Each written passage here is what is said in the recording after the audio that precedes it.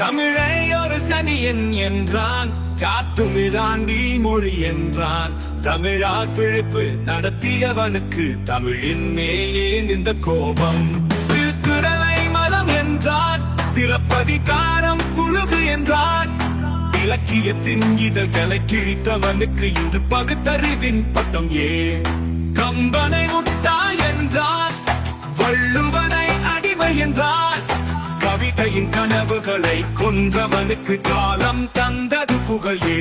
பரீட்சியர் ரவிக்கை போடுவதால் துணிவிலை ஏறும் என்றான். ஏழையின் உடலை பார்த்து சிரித்தவனுக்கு பெரியார் என்ற பட்டம் ஏன்?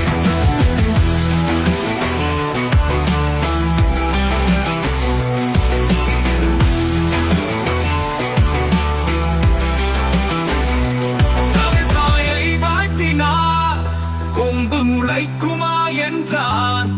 எங்கள் தாய்மொழியை தூற்றியவனுக்கு செந்தமிழ்நாட்டில் அவனுக்கு சிலையே. செந்தமிழ்நாடென பாட்டில் வெங்காயம் பாயும் என்றான்.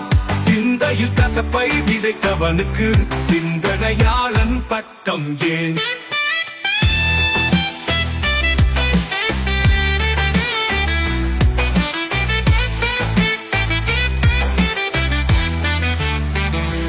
பெண்ணின் கற்பப்பையை அறுத்தால் பெண் சுதந்திரம் என்றான்.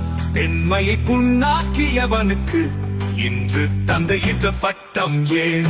தமிழரே விழித்தெழுங்கள், பகுத்தறிவு எனும் பெயரால் பண்பாட்டை அழிக்கும் தயவர்களுக்கு பதில் சொல்லும் காலம் இது.